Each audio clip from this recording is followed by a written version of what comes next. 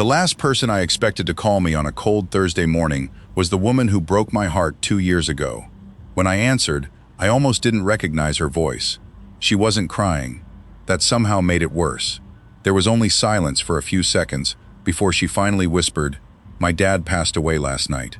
My name is Daniel Brooks. I'm 32 years old, and the day my ex-girlfriend asked me to hold her hand at her father's funeral, I thought she only needed someone familiar beside her. I had no idea she was about to reopen a chapter of my life I had spent 2 years trying to forget. Claire Morgan and I had been together for almost 7 years. We met when we were 23, after she spilled coffee on my laptop inside a bookstore cafe. I pretended to be angry just long enough to convince her she owed me dinner. She still insisted years later that she had planned the whole thing. For 7 years, she was my best friend before she was anything else. We bought our first apartment together, adopted a golden retriever named Murphy, and spent every Christmas with her parents. Her father, Richard Morgan, treated me like the son he never had. Whenever Claire complained that I worked too much, Richard would secretly defend me. "He isn't working because he loves engines," he once told her. "He's working because he wants to build a life with you." I never forgot those words. The strange part was that our relationship didn't end because somebody cheated. Nobody lied. Nobody betrayed anyone. Life simply became louder than love. Claire received an incredible job offer in Seattle. I had just opened my own auto restoration shop in Denver. Neither of us wanted the other to sacrifice everything, so we did what mature adults sometimes convince themselves is the right decision. We let each other go. It was quiet, no screaming, no broken dishes, no dramatic goodbye in the rain. Just two people sitting on opposite ends of a couch, trying to smile while discussing an ending neither of them truly wanted. Sometimes peaceful breakups hurt more than ugly ones because there is nobody to blame, only memories. 2 years passed. I buried myself in work. Old Mustangs, classic Camaros, vintage trucks. Machines were easier than people. Engines made sense. When something broke, there was always a reason. Hearts weren't built that way. Murphy stayed with Claire. That part nearly destroyed me. Every few months, I wondered how he was doing, then reminded myself that wondering wasn't the same thing as calling. I hadn't spoken to Claire in nearly 11 months, not because we hated each other, but because every conversation felt like reopening a wound that had barely learned how to close. Then my phone rang. Her name appeared on the screen, and for 5 full seconds I just stared at it. Part of me wanted to let it ring. Another part already knew I never would. I answered. "Hello?" Silence. Then, "Daniel?" Her voice sounded smaller than I remembered. "I need to tell you something." I leaned against the workbench inside my shop. "What happened?" Another pause. Then the sentence I would probably remember for the rest of my life. "My dad died." Everything inside me stopped. Richard Morgan, the man who taught me how to smoke brisket, who insisted every baseball game required terrible hot dogs, who once drove 4 hours to help me move a broken Mustang engine, because he said, "Real family shows up." He couldn't be gone. He was only 64. "What happened?" I asked. "Heart attack," she said. "It happened while he was sleeping." Her voice cracked for the first time. "I'm so sorry." "I know." She wasn't crying. That scared me more than tears would have. People cry when reality arrives. Claire still sounded like she was waiting for someone to tell her this had all been a mistake. "I didn't know who else to call," she said. I closed my eyes. "You don't have to explain. I wasn't sure you'd answer." I almost didn't. "I know." Neither of us spoke for several seconds. Finally, she whispered, "The funeral is Saturday." "I'll be there." "You don't have to." "I know." There was another pause before she said, "Thank you," and hung up without saying goodbye. Saturday arrived with gray skies and steady rain. The church looked exactly the same as it had years earlier. Stone walls, white windows, a wooden cross above the entrance. I had stood outside that building once before during Richard and Claire's mother's anniversary renewal. Everyone had laughed that day. Today, nobody smiled. People dressed in black moved quietly through the parking lot, while umbrellas covered faces I almost recognized. I stayed near the back because I wasn't family anymore. At least, that was what I kept telling myself. Then I heard someone say my name. "Daniel." I turned. Claire stood beneath a black umbrella, wearing a simple black dress. She looked beautiful, not because of the dress, but because grief had stripped away every mask people usually wear. Her eyes were red, her makeup barely there, her hair tied back carelessly. For the first time in years, she looked exactly like the woman I had fallen in love with. Real, tired, human. She stopped a few feet away. "I didn't think you'd actually come. I promised. You always kept your promises." There was sadness inside that sentence I didn't know how to answer. "I wish this were under different circumstances," I said. "So do I." She looked toward the church doors. "They're about to bring him inside." I nodded. "I'm sorry." She smiled faintly. "You've already said that. It still doesn't feel like enough." "It isn't." She looked down at the umbrella handle twisting in her fingers, then quietly asked, "Can I ask you something?" "Anything." She took one slow breath. "When they carry his casket, could you hold my hand?" I stared at her. "I know it's selfish," she said quickly. "My mom is barely standing. My brother flew in this morning and hasn't spoken to anyone. I've spent the last 3 days telling everyone else they're going to be okay, but I don't think I am." She finally looked into my eyes. "And you're still the only person I've ever felt safe falling apart with." For a second, I forgot how to breathe. Then the church doors opened, and 6 men stepped forward beside Richard's casket. Claire's fingers trembled around the umbrella handle. I reached for her hand without saying anything. The moment our palms touched, her entire body went still. It wasn't romantic, not then. It was grief, memory, and 7 years of knowing exactly how the other person's hand felt. She held on tightly as the casket moved past us. Her grip grew stronger with every step. By the time it reached the front of the church, her nails were pressing into my skin. I didn't let go. We walked inside together and sat beside her mother in the front row. For the next hour, I held Claire's hand while people spoke about Richard's kindness, his stubbornness, his terrible jokes, and the way he remembered every birthday. Claire cried silently beside me. Her tears fell without sound, and every few minutes she squeezed my hand as if checking whether I was still there. I was. When the service ended, everyone stood. Claire tried to release my hand, but her fingers hesitated. "You can let go now," she whispered. I looked at her. "Do you want me to?" Her eyes filled again. "No," so I didn't. We stepped outside into the cemetery, where the rain had become little more than a mist. Gray clouds hung low above the rows of headstones, and the air smelled of wet grass and fresh earth. Richard's casket rested beside the open grave, while family members gathered one last time. Claire stood beside her mother, with her shoulders squared, trying to be the strong one for everyone else. I recognized that look. It was the same look she wore whenever life became too heavy. She always carried everyone else's pain first and left no room for her own. The minister finished his final prayer, and one by one people stepped forward to place a white rose on the casket. Claire waited until everyone else had gone. Then she knelt slowly, laid her rose on top, and whispered something only her father was meant to hear. When she stood again, she almost lost her balance. I reached out instinctively, and before I could ask if she was all right, she wrapped both arms around me. She didn't cry immediately. She simply buried her face against my shoulder and stood there, breathing unevenly.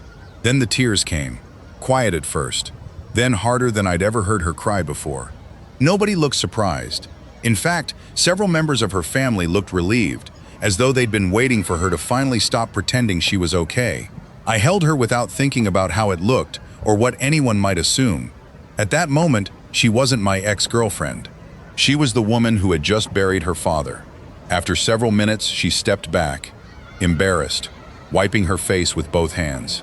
"I'm sorry," she whispered. "Don't apologize." Everyone's staring.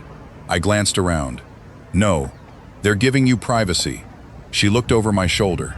Her mother was speaking quietly with relatives. Her younger brother, Ben, was thanking people for coming. Nobody was watching us anymore. Claire let out a slow breath. "He always thought we'd end up together." I looked at her. "Your dad?" She smiled sadly. "Do you remember the barbecue 4 summers ago?" I laughed despite myself.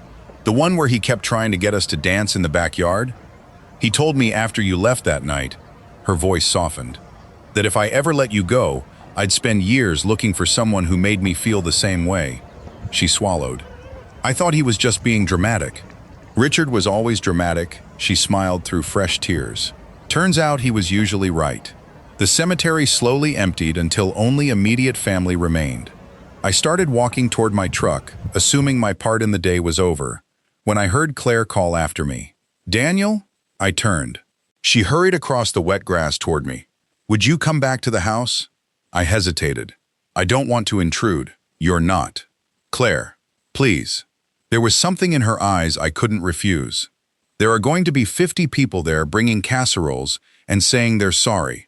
None of them actually knew my dad the way you did." I looked toward the Morgan family home in the distance. I'd spent almost every Sunday there for 7 years. Walking back inside after 2 years felt impossible. "My mom asked if you were coming," Claire added quietly. "That surprised me." "She did?" Claire nodded. "She said the house wouldn't feel right if you weren't there."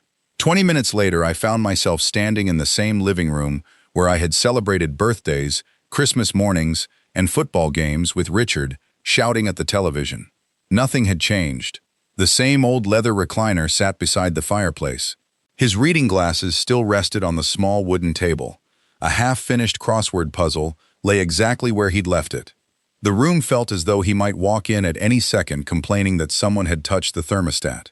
Claire noticed where I was looking. Mom can't bring herself to move anything yet. She shouldn't have to. We stood quietly until her mother walked over carrying 2 mugs of coffee. "Daniel," she smiled sadly before pulling me into a hug. "I'm so glad you came. I'm sorry for your loss." So am I. She looked at me for a long moment before gently touching my arm. "Richard loved you like family. Never forget that." I felt my throat tighten. "Thank you. He would have been happy you were here for Claire today." Before I could answer, another guest called her name and she excused herself. Claire handed me one of the mugs. "Come outside." We walked onto the back porch where the rain had finally stopped. Everything looked smaller than I remembered. The old swing Richard built still creaked gently in the wind. The oak tree where Murphy used to chase squirrels had grown taller. Claire sat on the porch swing and stared across the backyard. I sat beside her. For several minutes, neither of us spoke. Finally, she said, "I almost called you 6 months ago." I turned toward her. "Why didn't you?" "Pride." She laughed bitterly. "Isn't it funny how pride always sounds smart until something terrible happens?" I didn't answer. She wrapped both hands around her coffee mug. "Dad asked about you all the time." My chest tightened. "Really?" "Every few weeks." She smiled faintly. He'd pretend he was asking because he needed advice about his truck. I couldn't help smiling. He never listened to my advice. "No, he just wanted an excuse to hear how you were doing." She looked down into her coffee. "The last time I saw him in the hospital." Her voice trembled. He squeezed my hand and said, "Life's too short to spend it pretending you don't love people." She closed her eyes for a moment. I thought he was talking about himself and Mom. She looked at me. Now I'm not so sure. "Daniel," she said, so quietly I almost missed it. "Can I ask you something?" "Of course." "When I called you Thursday," she hesitated. "Why did you come?" I looked at her for a long moment before answering honestly. "Because no matter how much time passes, if something happens to you, my first instinct is still to run toward you, not away from you." Claire stared at me, and for the first time since the funeral began, I saw something other than grief in her eyes. Hope. She didn't look away. Instead, she studied my face, as though she were searching for the version of me she'd left behind 2 years earlier. "I kept telling myself you'd moved on," she said quietly. "I tried." "Did you?" I smiled sadly. "I learned how to wake up alone. I learned how to eat dinner without setting 2 plates on the table. I even stopped reaching for my phone every time something funny happened. But moving on isn't always the same as letting go." Claire lowered her eyes. "I don't think I ever let go either." At that moment, the back door opened, and Murphy came running into the yard. He froze for half a second before charging straight toward me, his tail wagging so hard that his whole body leaned from side to side. He jumped against my legs, like he'd only seen me yesterday instead of 2 years ago. I laughed as he pushed his head against my chest, licking my face while I scratched behind his ears. "Easy, buddy," I said, smiling for what felt like the first genuine time all day. Claire watched us quietly. "He still waits by the front window every Saturday morning," she said. I looked up. "What?" she nodded.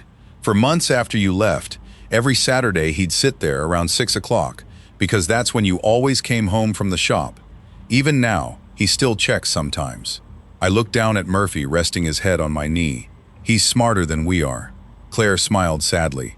Dad used to say dogs never stop believing in people they love. She looked at Murphy for a moment before adding, maybe he was right. We sat in silence, listening to the wind move through the trees behind the house. It felt strangely familiar, as though the last 2 years had folded into a single afternoon. Finally, Claire broke the silence. Can I tell you something I've never admitted to anyone? Always. She stared into her coffee before speaking. I never packed the rest of your things. My eyebrows lifted slightly. What do you mean? Your blue coffee mug is still in the kitchen cabinet. Your old leather jacket is hanging in the hallway closet. Half your books are still on the living room shelf. She laughed awkwardly. I kept telling everyone I was too busy to clean them out. The truth is, every time I tried, it felt like I was saying goodbye all over again. She didn't answer immediately. Instead, she looked down at Murphy, sleeping peacefully between us, one paw resting against my shoe, like he was making sure neither of us disappeared again. A small smile appeared on her face before she spoke. Dad came over one night about 8 months after we broke up. He found me sitting on this very porch, staring into the backyard for almost an hour. I hadn't even realized he was standing behind me until he sat beside me without saying a word. She laughed softly. That's how he always knew something was wrong. He never asked right away, he just waited. I stayed quiet, letting her continue. After a while, he asked me one question. He said, if Daniel knocked on this door tonight, would you ask him to stay? I didn't even have to think about it. I told him yes. She looked at me, her eyes full of regret. Then he asked me why I hadn't called you. I already knew the answer before she said it. Because I was afraid. She nodded slowly. I was terrified that you'd already found someone better. Someone who hadn't walked away when things got difficult. I kept telling myself that if you were happy, I had no right to interrupt your life again.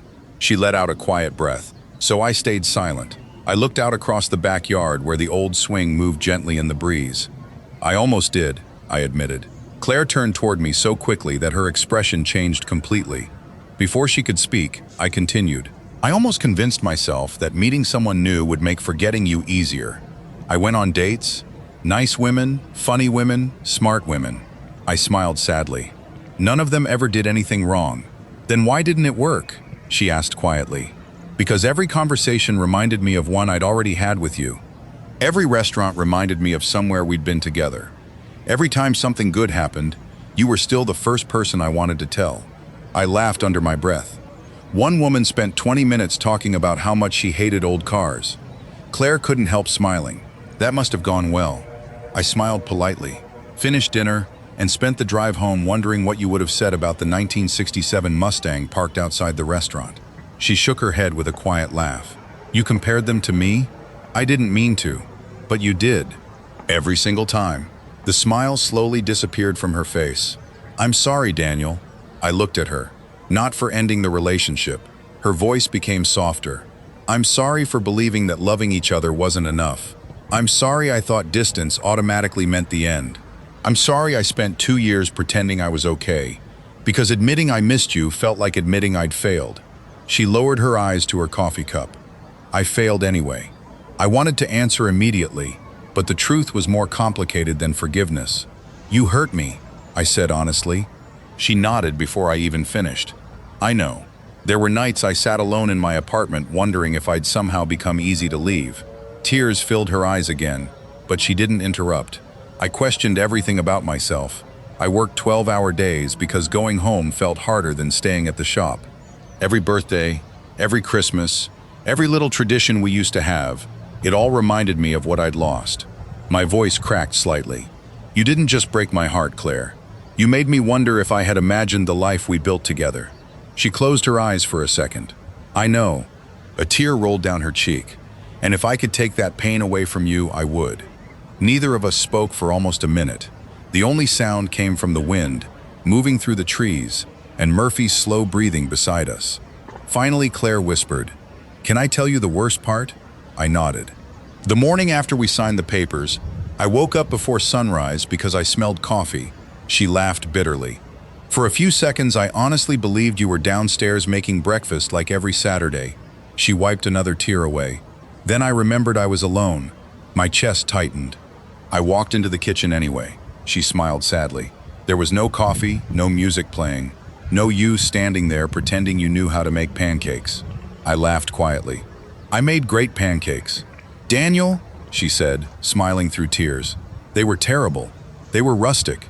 They were burnt, slightly caramelized. She laughed. And for the first time that entire day, it sounded real. I couldn't stop myself from smiling with her. It felt strange that we could still make each other laugh on the hardest day of her life.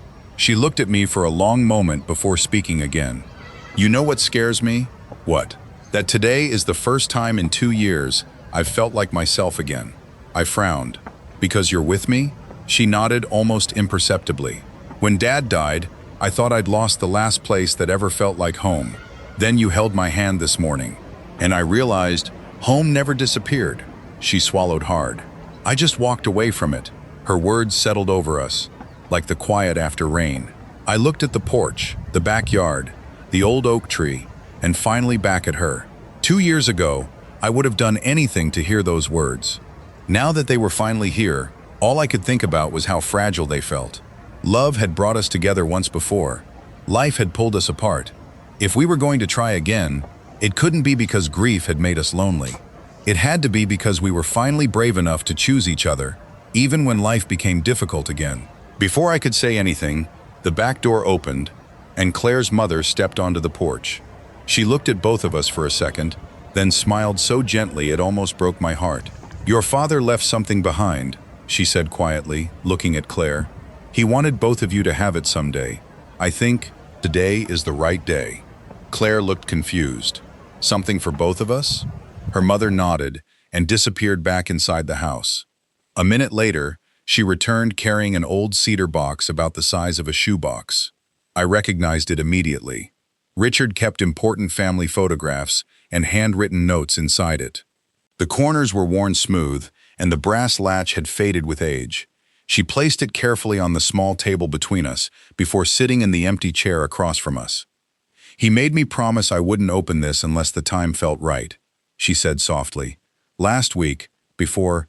Her voice caught for a moment. Before he passed, he reminded me about it again. Claire stared at the box without touching it. What's inside? Her mother smiled sadly. He said you'd know when you saw it.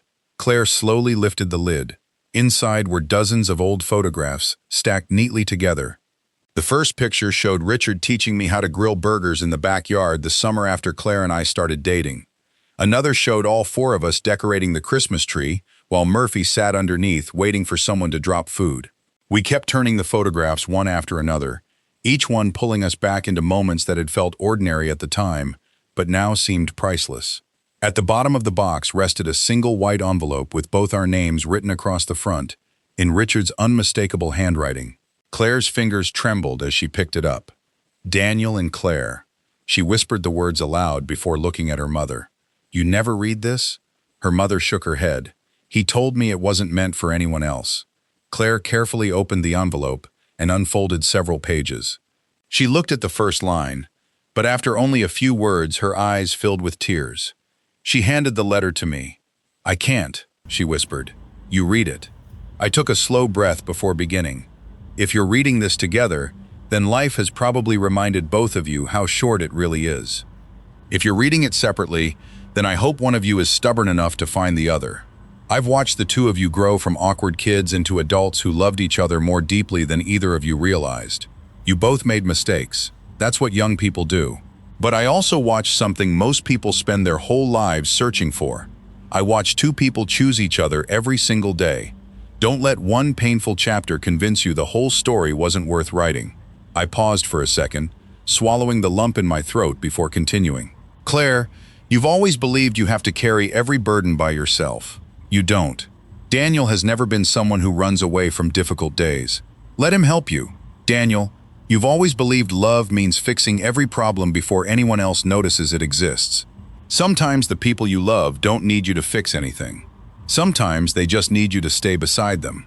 If life gives the 2 of you another chance, don't waste time arguing about pride, careers, timing, or fear. None of those things matter nearly as much as the person sitting beside you when life falls apart. By the time I reached the final paragraph, none of us were holding back tears anymore. If this letter finds you after I'm gone, then don't spend your time wishing I were still here. Spend it living the life your old man always hoped you'd have. Laugh often, forgive quickly, hold each other's hands whenever life becomes too heavy. And if by some miracle the two of you ever find your way back to one another, do an old man one favor. Stop wasting time. The years disappear faster than you think. The porch fell completely silent. Even the wind seemed to have disappeared. Claire covered her mouth with both hands as tears streamed down her face. Her mother quietly wiped her own eyes before standing. "I'll leave you two alone." She gently squeezed Claire's shoulder as she walked back into the house, closing the door behind her. Neither of us spoke for what felt like forever. The letter remained in my hands, but my eyes never left Claire.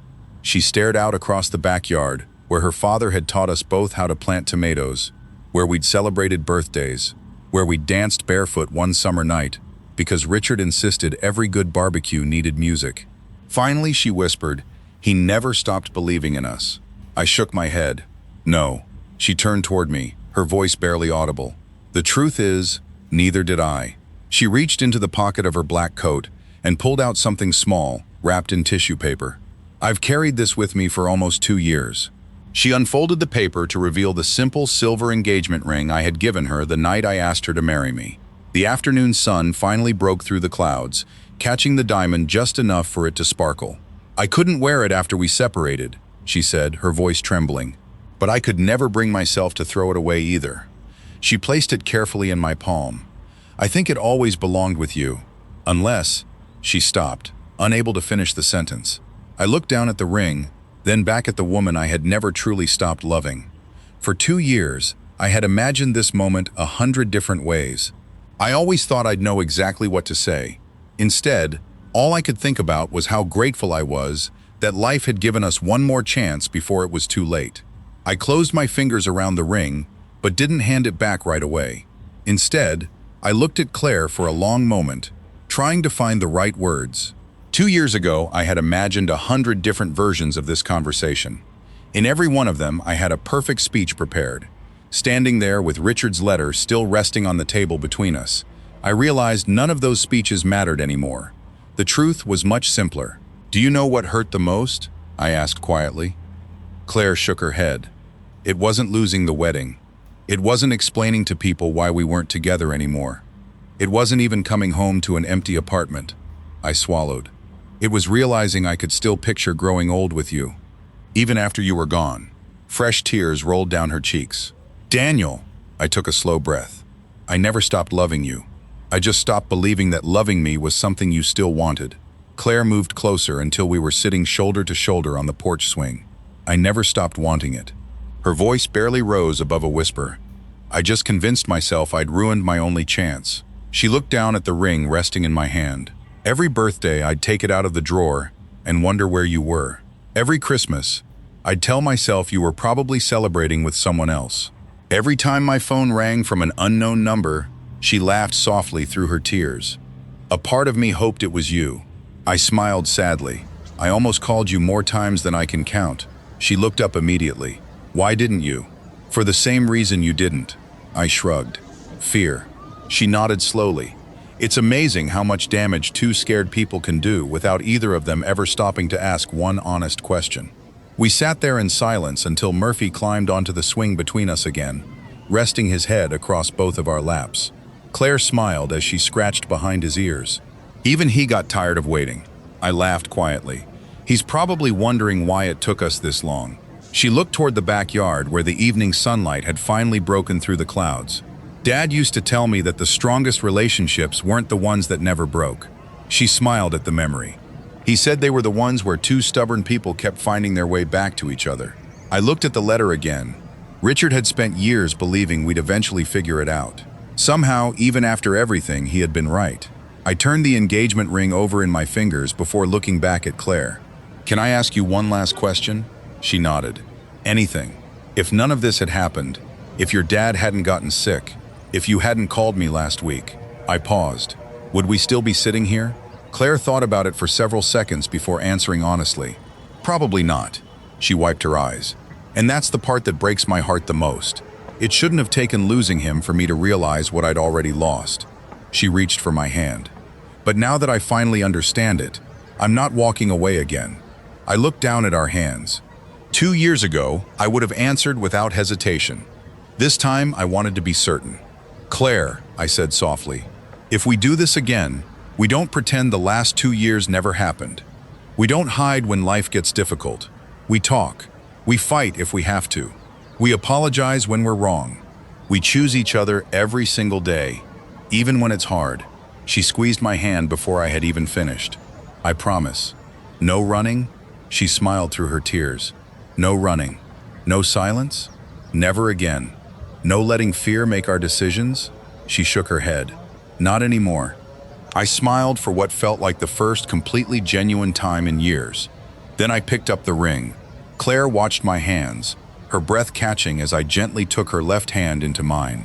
"The first time I asked you to marry me," I said quietly, "I thought love alone would be enough." I looked into her eyes. "Now I know love has to be chosen over and over again." I slid the ring slowly back onto her finger, exactly where it had always belonged. "So I'm not asking the same question I asked 2 years ago." Tears streamed down her face as she stared at the ring. I brushed a strand of hair away from her cheek and smiled. "I'm asking if you'll choose this life with me, every day, for the rest of our lives." Claire let out a shaky laugh that immediately turned into tears. Before she answered, she wrapped both arms around me and held me tighter than she ever had before. "Yes," she whispered against my shoulder. 1,000 times yes. At that exact moment, the back door opened. Claire's mother stepped onto the porch carrying 2 glasses of iced tea, only to stop when she saw us embracing. Her eyes immediately filled with tears.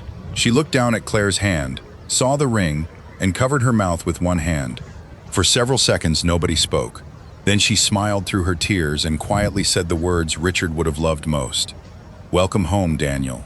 I looked at Claire, then at the house that had once felt like family long before we were ever engaged.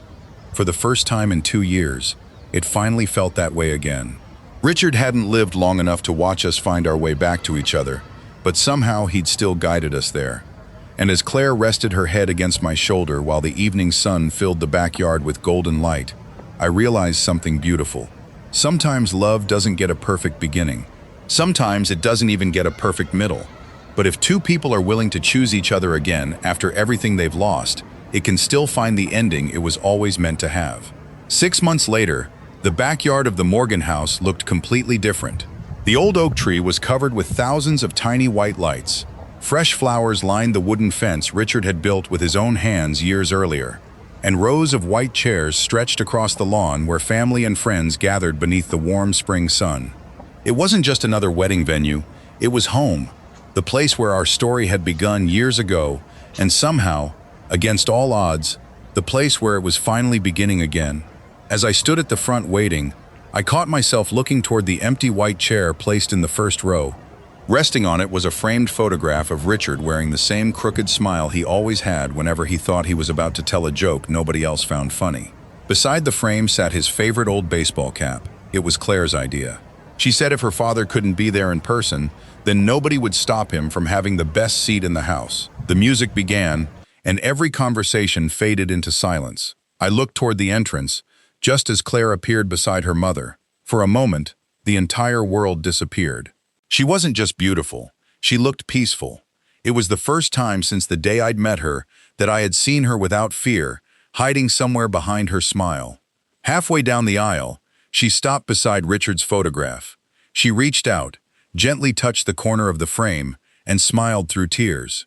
"I told you we'd find our way back," she whispered, so softly that only those closest to her could hear. Then she continued walking toward me. When she finally reached my side, neither of us spoke for several seconds.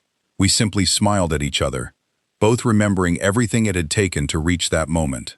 The officiant welcomed everyone before looking toward Claire with a gentle smile. "Traditionally," he said, "someone gives the bride away." The entire backyard became perfectly still. Claire slowly turned toward the empty chair where her father's photograph rested. She smiled, tears shining in her eyes, before quietly saying the words that left almost every guest wiping their eyes. "He already did." For a moment, nobody moved. Then I heard someone quietly begin to clap. It was Claire's mother. Within seconds, the entire backyard joined in. I looked toward Richard's photograph and couldn't help smiling. "You were right," I whispered under my breath. You stubborn old man, you were right. After the ceremony, while everyone celebrated, Claire's mother walked over, carrying a small envelope she had forgotten to give us on the day of the funeral. I almost kept this, she admitted with a smile. But Richard wrote one condition on the back. Claire opened the envelope and laughed through her tears. Written in Richard's familiar handwriting were just 8 words. Open this only after you finally stop being stubborn. Inside was a single folded note. If you're reading this, then congratulations. Either Daniel finally came to his senses, or more likely Claire did. The guests laughed through their tears. Claire shook her head. He really wrote that. I unfolded the rest of the letter. Marriage isn't about finding someone who never disappoints you. It's about finding someone worth forgiving, again and again. You'll have hard days, you'll disagree, you'll wonder if love is enough. On those days, don't ask yourselves whether you still love each other. Ask yourselves whether you'd rather face life together than apart. If the answer is yes, then you're already winning. I looked at Claire. She was already crying again. The final line read, "Now quit reading letters from an old man and go dance with your wife. She's waited long enough." I laughed as I folded the paper and slipped it into my jacket pocket. Without saying a word, I held out my hand. Claire smiled, placed hers in mine, and together we walked onto the dance floor. As the music began, I remembered the last conversation Richard and I had ever shared. Take care of my little girl. At the time, I'd thought it was a request. Standing there with Claire in my arms, I finally understood. It had been a blessing, and this time, I wasn't ever letting go.